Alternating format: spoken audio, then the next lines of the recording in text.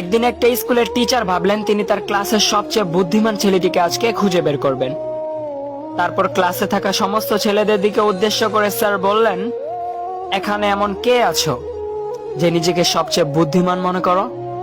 তিনটি ছেলে হাত তুলে দাঁড়ালো, বলল, স্যার আমি সবচেয়ে বুদ্ধিমান। স্যার বললেন, আমি একজনকে বেছে নিতে চাই, অতএব তোমাদের একটা ছোট্ট পরীক্ষা দিতে হবে। আগামীকাল তোমরা স্কুলে আসার পূর্বে 3টি মুরগি 3 জনে আলাদা আলাদা ভাবে জবাই করবে। মুরগি 3টিকে এমন জায়গায় জবাই করবে যেখানে তুমি ব্যতীত অন্য কেউই দেখতে পাবে না, অতএব তোমার কারোর কাছে জবাবদিহি করতে হবে না। 3টি ছেলে হেসে উঠলো এবং বলল, স্যার এটা তো খুব সহজ, আমরা আগামীকাল অবশ্যই এটা করব।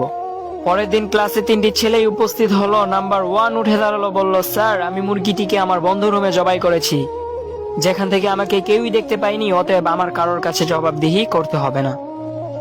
এভাবে নাম্বার 2 উঠে দাঁড়ালো, বলল, স্যার আমি মুরগিটিকে আমার বাড়ি থেকে অনেক দূরের একটি জঙ্গলে জবাই করেছি, যেখানে আমি ছাড়া অন্য কেউই দেখতে পাইনি, দিনের বেলায় ভয়ে কেউ প্রবেশ করে না, অতএব আমার কারোর কাছে জবাবদিহি করতে হবে না। তারপর নাম্বার 3 উঠে দাঁড়ালো এবং কান্না করতে করতে বলল, স্যার আমি মুরগিটিকে জবাই করতে পারিনি, আমি যেখানেই যাচ্ছিলাম, জঙ্গলে যাচ্ছিলাম, পানির নিচে যাচ্ছিলাম, কিন্তু মুরগিটিকে জবাই করতে পারিনি, কারণ আমাকে একজন দেখছে, আমাদের মালিক আল্লাহ। ঠিক তেমন অবস্থা আমাদের। আমরা অনেক চালাক। আমরা যখন কোনো পাপ কাজে লিপ্ত হই, ডানে তাকাই, বামে তাকাই, সামনে তাকাই, পেছনে তাকাই, কিন্তু উপরে তাকাতে ভুলে যাই। যদিও উপরে তাকালে আমরা কাউকেই দেখতে পাই না, কিন্তু আমরা তো বিশ্বাস করি আমাদেরকে দেখছেন কে?